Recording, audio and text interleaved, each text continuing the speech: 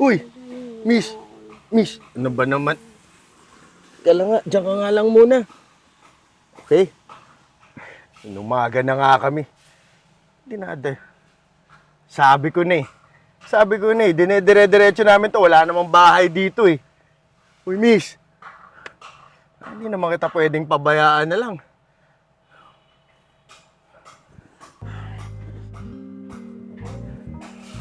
Uwi na lang kaya kita.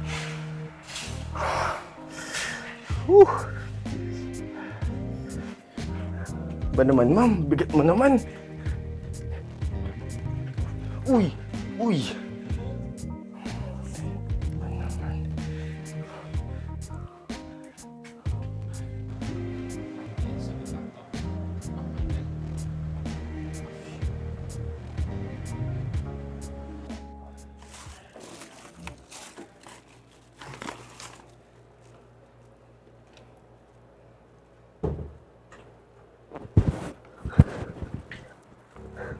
Tulong! Tulungan niyo po ako mga kapitbahay! Uy! Uy! Saglit lang! Saglit lang! Nagdala ako ng malinis na damit tsaka onting pagkain mo. Anong ginawa mo sa akin? Pinagsamantala mo ako, no? Hayop ka! Ang bawal! Taga lang! Taga lang! Eriko! Eriko! Eriko! Siya po! Siya po yung gumulong sa akin! Sigurado ka ba na siya yun? Siya po! Pinagsasabi mo, anong nangyayari? Huwag ka na magsalita. Doon ka na magpaliwanag sa barangay hall. Tara! Ano? Wala akong ginagawa, ma'am! Ano ba? Ano nangyari sa bebe ko? Hindi. Ba't sila? Bebe ko? Asawa mo ba yan? We, bantayan mo yan. Pinagsamantalahan ako niyan. Te, ano nagsasabi mo? Lasing na lasing ka kagabi. Pasalamat ka nga inuwi ka niyo sa bahay, kundi baka saan ka na nakiti. Babae ito.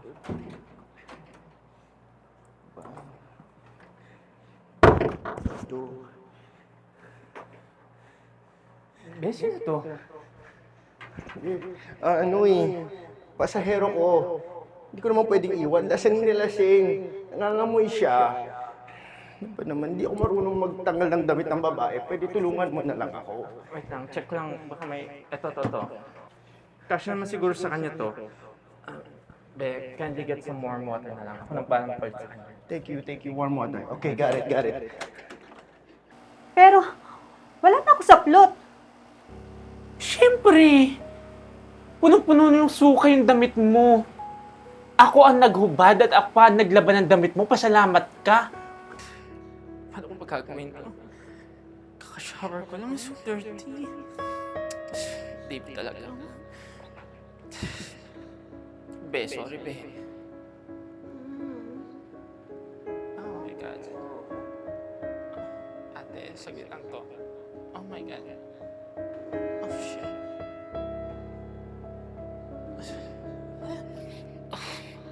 Wow. Gano'n naman pala eh. Kasalanan mo rin pala. Pinahamak mo pa si Dave. Ang bait-bait nito sa barangay namin. Matulungin pa. Kaya ako nagtataka ako eh. Ganun po ba? Pasensya na po. Hindi ko pa sinasadya. Akala ko kasi... Be, siguraduhin mo muna na tamang hinala ka.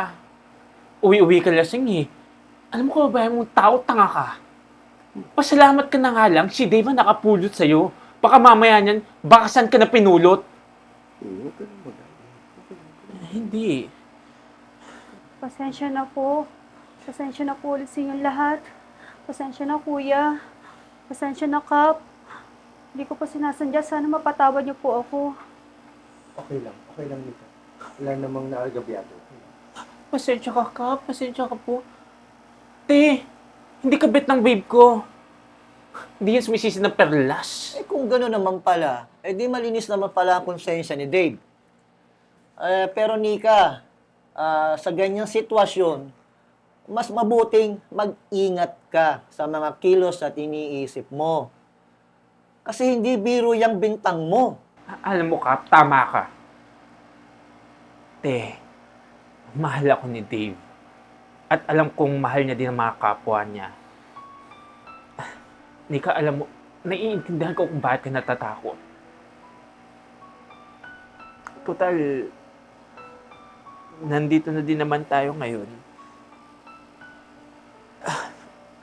Shit. Magpo-propose ako.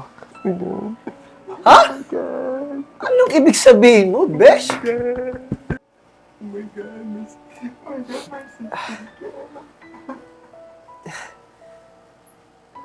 Ano ba, ano?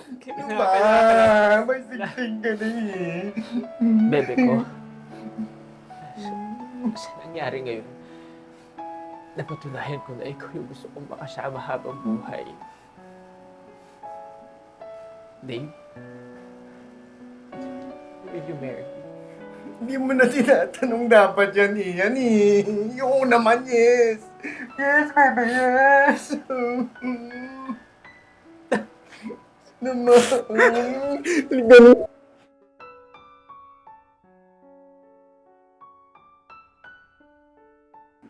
Aba, mukhang ang barangay hall na napili ninyo para maging saksi sa bagong kabanata ng buhay nyo, ha? Damn! Congratulations sa inyong dalawa.